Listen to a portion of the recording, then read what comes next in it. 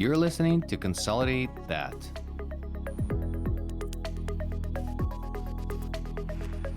Ukraine is my motherland. It is now under a savage attack by Russia. Ukraine is shielding Europe and the rest of the civilized world from Putin's barbaric aggression.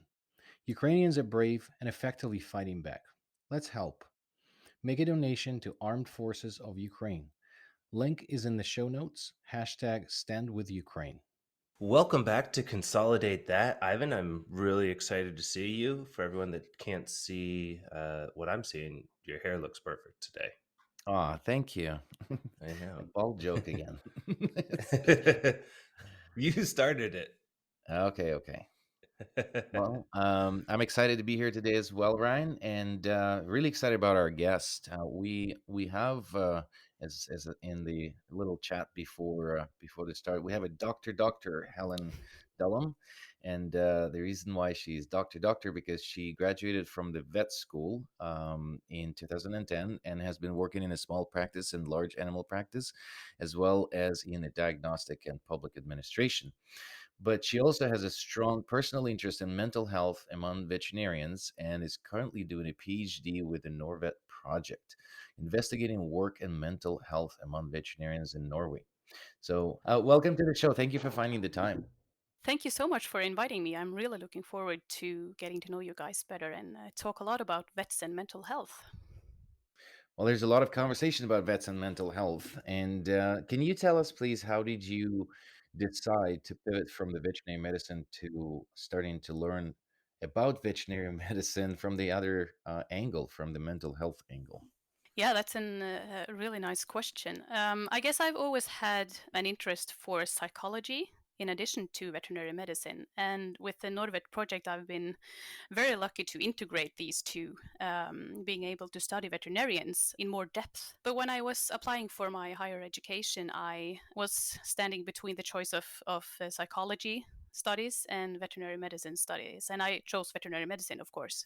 But as many other people, as you know, I faced some heavy struggles during vet school. And that's not uncommon.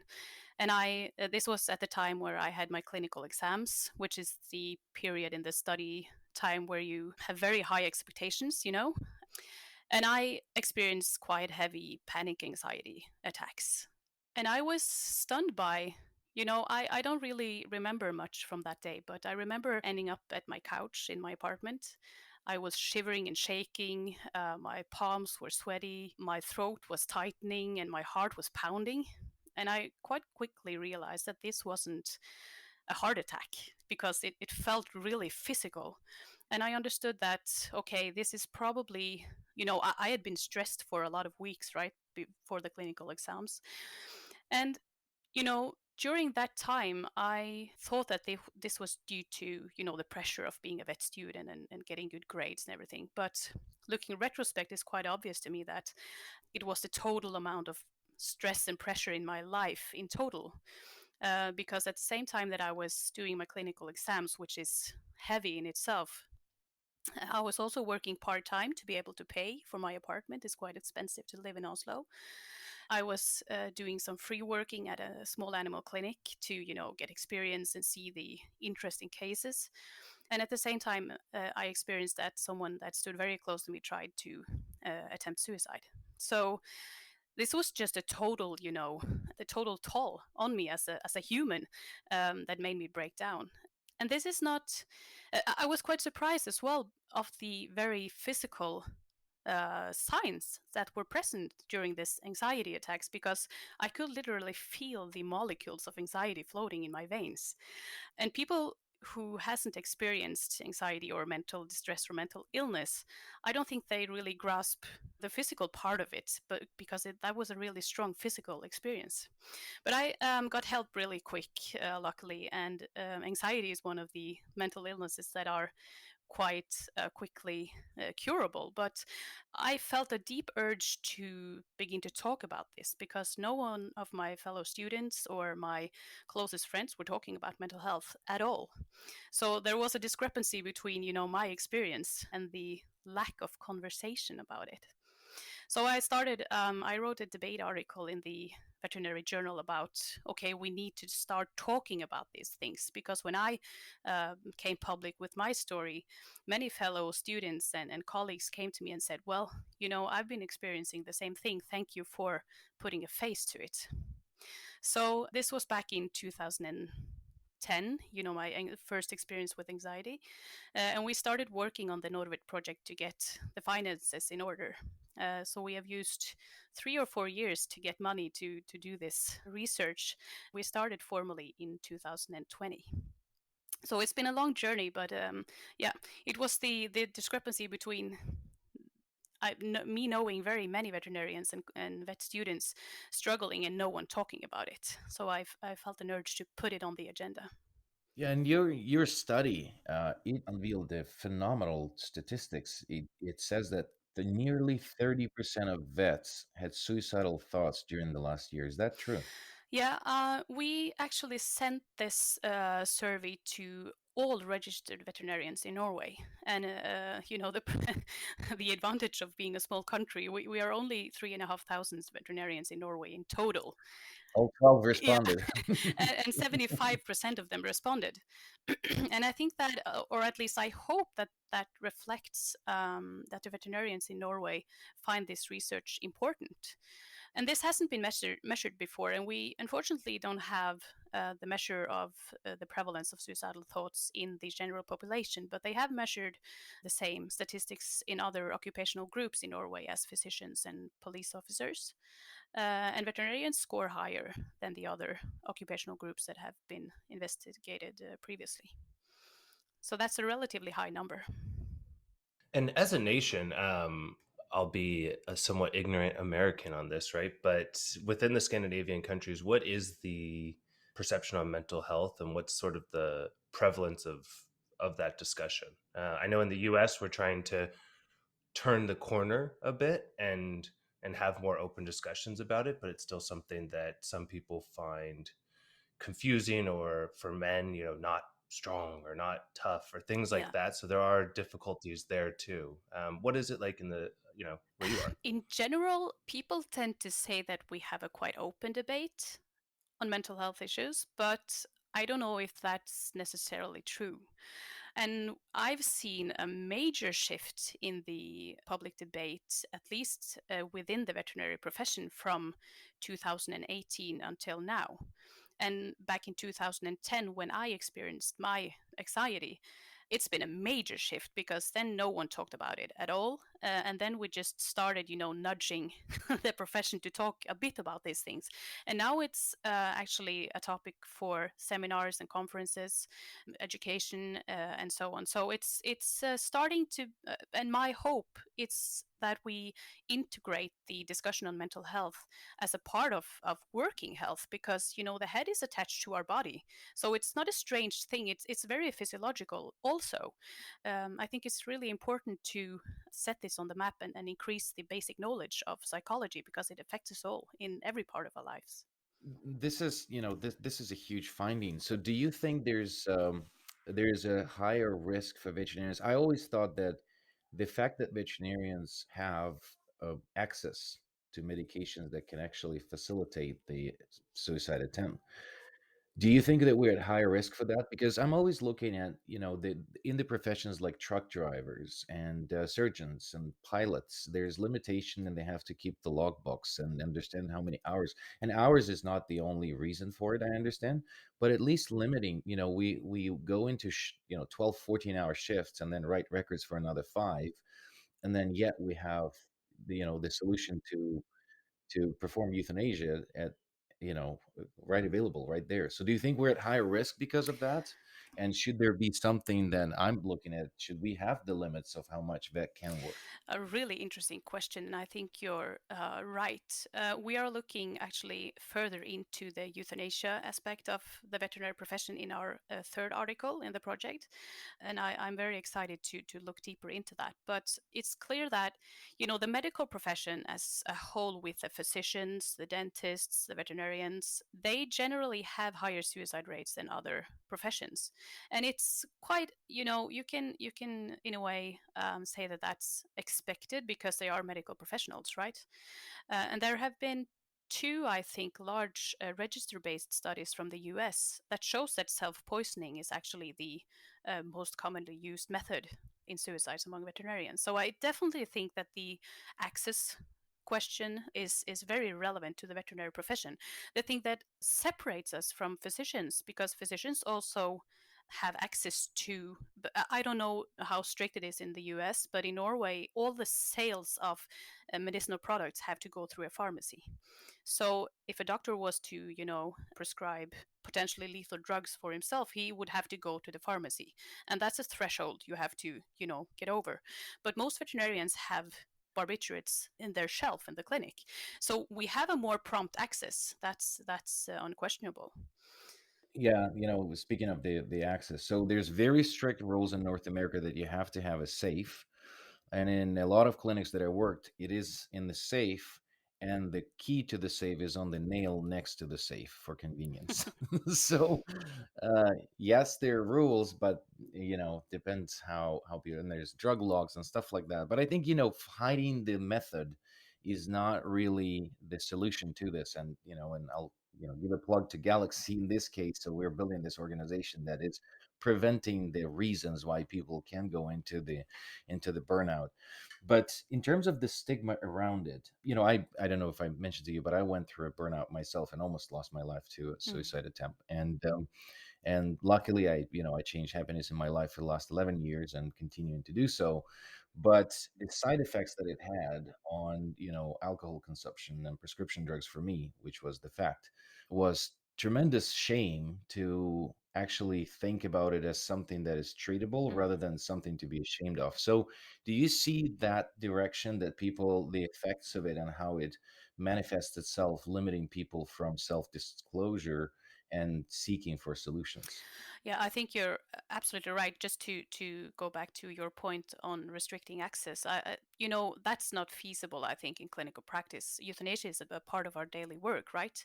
So, with that being said, it's tremendously important that we do the preventive health, mental health measures right for the veterinarians. And to your second question about the stigma, I definitely think that that's a huge problem. There has been some studies on physicians in Norway, and of the physicians reporting that they have had mental illness the last year, only 40 to 50% actually asked for help or sought help. So we are aware of that medical professionals tend to not seek help when they struggle. And I think that's multifaceted, really, because one thing is that we don't have the basic knowledge. We are, from vet school, we are drilled in physical symptoms for UTIs, for heart problems, for, liver failure, and so on. But we aren't trained in recognizing mental health symptoms. So I think we need to, increase the basal knowledge on, psychoeducation, really. And this is probably a public health problem and not a veterinary specific problem, because at least in Norway, there's no teaching in elementary school in mental health. We learn our kids how many teeth they have, how many ribs they have, but no one teaches them how many feelings you have and how they can be felt in the body, and how our thoughts connect with our feelings and how this affects our behavior. So this is really, really complex, of course. So we need to learn veterinarians how to recognize symptoms, number one. Number two, many people don't know where to get help, or it's not easily accessible. In Norway, we have quite long waiting lists for getting the chance to talk to a psychologist or a psychiatrist. And of course, it's a stigma part, both internalized and the public stigma that you expect from peers and colleagues and those around you. So, and I find that really weird, because when you're having physical problem, you break your arm, for example, you go to a doctor. It's obvious you need medical help, right? And you get fixed and you're back to work and you're in good health. But when it comes to mental health issues, you first of all have to recognize the symptoms in order to be able to seek help. And then there's the stigma part. And you also need to trust the psychologist you're talking to. It's not okay, you have to trust a surgeon who is operating on your leg as well, but you don't need an alliance, if you get what I mean. And then it's also quite common to have a lack of confidence, a lack of self-worth, fear of relapse, and also the worrying about what will my colleagues think, or what will my boss think, as this is a sign of weakness, but it isn't. And I think we are trained to, suppress our vulnerability in a way. We are not used to thinking that we also are vulnerable. We are humans as well. We're not just a veterinarian. We are also a mother or a father, a brother or a sister or a colleague or a friend. And we have a lot of arenas in our lives that we are supposed to engage in and thrive in. So I personally think that it's not a good idea to burn off all your energy at work, because you will encounter other struggles in your life, and then you have to have this residual energy to face that.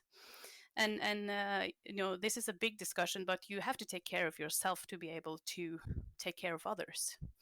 So you did my transition for me into the next question, because I was going to say, um, you know, a big thing that we're pushing for at Galaxy Vets, and I know that you've been an advocate for as well, is the change in the language to the veterinary oath. We want to include a piece that has the promise to take care of yourself as well as you're taking care of your patients. How has that been, perceived on your side of the world? And, what do you think is the things that we can do as a group to be able to get people to encourage them to support that language change? A phenomenal job that you've done on that matter. Just to say that first, I think it's really important. This was actually made by the physicians and the World Medical Association back in 2017. So it's not very many years ago if you look at it in a larger, view. And they included a paragraph in their Hippocratic oath that said that I will attend to my own health and my own well-being to be able to provide care of the highest standard. And by that, I think they acknowledge the fact that you actually have to take care of yourself in order to do a good job with your patients. But not just that. You have to do that in order to take care of your children or your spouse or so this is important on so many levels. And I've actually advocated for this in my lectures for the vet students in Norway, and when I hold talks in within the profession. And I think that we are getting there, but formally getting it into an oath takes time, I guess. But I think it's a really important job that you're doing, and I think we will get there. Well, thank you. Yeah, put your own oxygen mask first. I think that's that's what we need to think about when it comes to, and some people think that it's a small thing, what the oath is going to change. Well, I think that if you change in the North Star, that's where the strategy starts. And if you're thinking about it, Helen, thank you so much for taking a part in this podcast. I've been very excited to meet you in person with all the studies that you're doing and the more that's coming. We're really hoping to collaborate with you further. Potentially, if we can at Galaxy, conduct any sort of surveys, experiments, or anything like that to work on this issue, because that's a major focus on our end. We are not specialists in psychology or psychiatry, but we are specializing in building the work environment and the business methodologies that support the well-being of veterinarians, essentially making them happy and intrinsically motivated to do what they're passionate doing, treating pets. So thank you so much for attending. We have two questions that we ask at the end. And is there a book or TED talk or a video or any resource that you would like to recommend our listeners to access? There's actually a TED talk of Brené Brown. I don't know if you've heard about her, but it's a TED talk about the difference between empathy and sympathy. And it describes how you can talk to someone that struggles. And I think it's really nice because it shows you or gives you a concrete tool to, a guidance to take those difficult conversations. And the main message is you have to listen. That's a first aid for helping someone that struggles. That is to be available and listen to them. Perfect. All right. And our next question that we always ask is there someone that you think we should have on the podcast with us? Someone else in the veterinary domain, or that can, that's been valuable for you to work with or talk with also? Yeah, I do. I heard a talk from Ingi Björgjonsdottir. She's from Iceland. Oh, Yeah. no. I'm You're sorry. spelling that, Ryan. You're That's right for that. unfortunately, we don't have her Do email you have address. someone We don't have named the right John? letters. Yeah, I can send you the name. But she works at the Institute for Stress Medicine in Sweden. And Mm. she's working with burnout and has been working a lot with that. Okay. And she talks a lot about the role of the organization in burnout and the role of the Wow. organization when it comes to preventing burnout in your staff. And she's really great to listen to and has this view of, because the discussion on mental health and vets are very focused on the individual things that veterinarians have to do. We have to get better at, taking care of ourselves and so on and so on. But you can't tell every vet to start practicing yoga and mindfulness, and you just expect that problems will solve by yourself. This is Right. organizational problems as well. And I think Ingi Björg describes this very well, so I can send you the name. That would be Wonderful. fantastic. Well, Thank you. we really appreciate it, and again, this was spectacular. It's incredible to get a chance to see that these problems aren't unique just to certain regions or certain professions or certain types of people. It really is a global problem, and it's something that we can all do our best to tackle. So again, Helena, we really appreciate you being on the show with us, and appreciate having you. Thank you so much for having me, and hope to see you again soon. Likewise. Cheers. Thank you so much for listening to Consolidate That. If you want to hear our new episodes, please find us on any podcast platform. Also, you can learn more about us on our website at vetintegrations.com.